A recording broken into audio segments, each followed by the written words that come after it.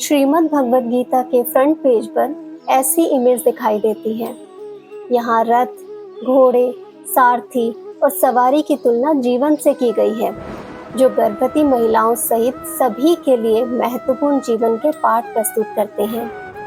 गीता पढ़ने से माँ के विचार शुद्ध, सकारात्मक और संतुलित होते हैं, जिससे शिशु को भी सकारात्मक ऊर्जा मिलती है।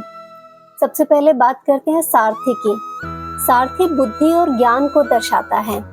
भगवद गीता में भगवान श्री कृष्ण अर्जुन के सारथी हैं, जो दिव्य मार्गदर्शन और आंतरिक ज्ञान के प्रतीक हैं। वे अर्जुन को जीवन की नैतिक और आध्यात्मिक दुविधाओं से बाहर निकलने में मार्गदर्शन देते हैं। गर्भवती महिला अर्जुन की तरह ही भावनात्मक और शारीरिक चुनौतियों का सामना करती है।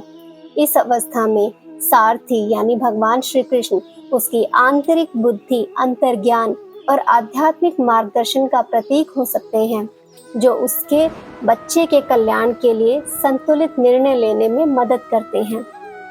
नेक्स्ट बात करते हैं घोड़े।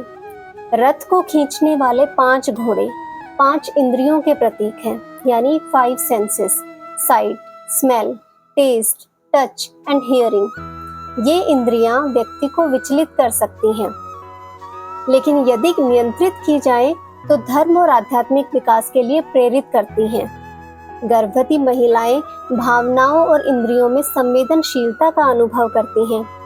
ये इंद्रियां विभिन्न दिशाओं में खींचती हैं, जैसे गर्भवती महिला के विचार, इच्छाएं, भय और भावनाएं उसको विचलित करती हैं। घोड़े इन इंद्रियों पर नियंत्रण की जरूरत का प्रतीक है, ताकि महिला इन बदलावों के बीच संतुलित, शांत और फोकस्ड बनी रहे। नेक्स्ट बात करते हैं लगाम, जो मन का प्रतीक है। जैसे लगाम सारथी को घोड़ों से जोड़ती है, वैसे ही मन सारथी रूपी बुद्धि को घोड़े रूपी इंद्रियों से जोड़ता है। लगाम आत्मनियंत्रण और अनुशासन का प्रतीक है। लगाम सारथी श्री कृष्ण के हाथ में होती है, जो ये दर्शाता है कि व्यक्ति को अपने इंद्रियों और मन को दिव्य ज्ञान और बुद्धि से नियंत्रित करना चाहिए। गर्भावस्था के दौरान शांत और स्थिर मन भावनात्मक स्थिरता बनाए रखने के लिए अत्यंत महत्वपूर्ण है। जैसे लगाम घोड़ों को नियंत्रित करती है, वैसे ही गर्भवती महिलाओं को भी तनाव, चिंता और मूड स्विंग्स को अपने आत्मनियंत्रण और आध्यात्मिक अभ्यासों से कंट्रोल करना चाहिए। रथ जो है वो स्वयं शरीर का प्रतीक है, जिसके माध्यम से आत्मा अपनी पृथ्वी पर यात्रा करती है। इसके बाद बात करते हैं सवारी यानी अर्जुन, जो रथ में योद्धा हैं। वो आत्मा का प्रतीक है, जिन्हें जीवन की चुनौतियों का सामना करना पड़ता है और निर्णय लेना होता है। उनकी दुविधा और संघर्ष मानवीय अनुभव में संदेह, भय और नैतिक दुविधाओं का प्रतीक है। यहाँ अर्जुन आत्मा का प्रतीक है, जो अजन्मे शिशु की तरह है। गर्भ में पल रहे बच्चे का विकास माँ के विचारों यानी सारथी और उसकी भावनाओं यानी घोड़ों को नियंत्रित करने की क्षमता पर निर्भर करता है। अब बात करते हैं कि गर्भावस्था में इसे कैसे इम्प्लीमेंट किया जा सकता है।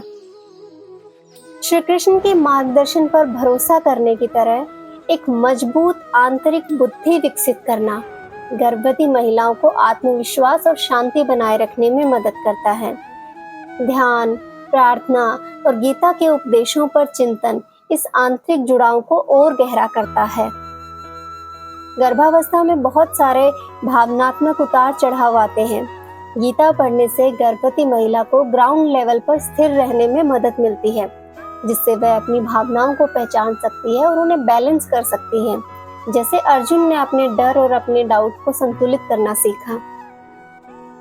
गीता मन और इंद्रियों पर नियंत्रण देने पर जोर देती है।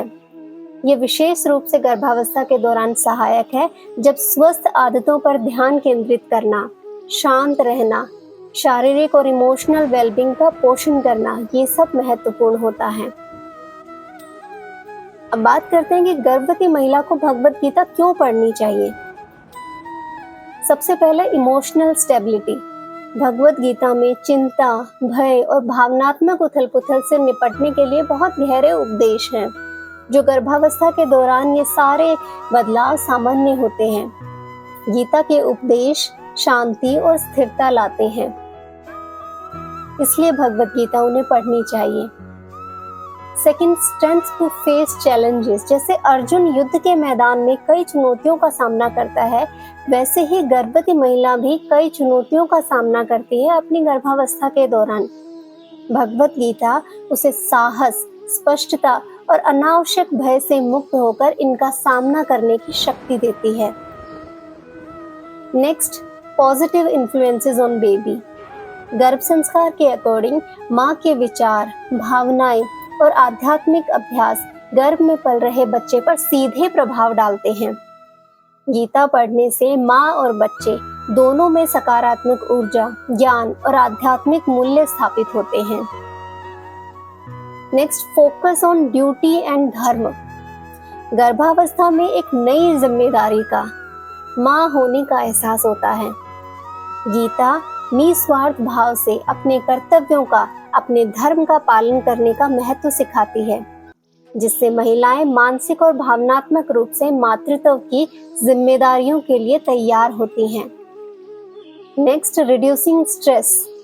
गीता समता की शिक्षा देती है। सुख में, दुख में, सफलता में, असफलता में, सब में समान रहने की शिक्षा देती है।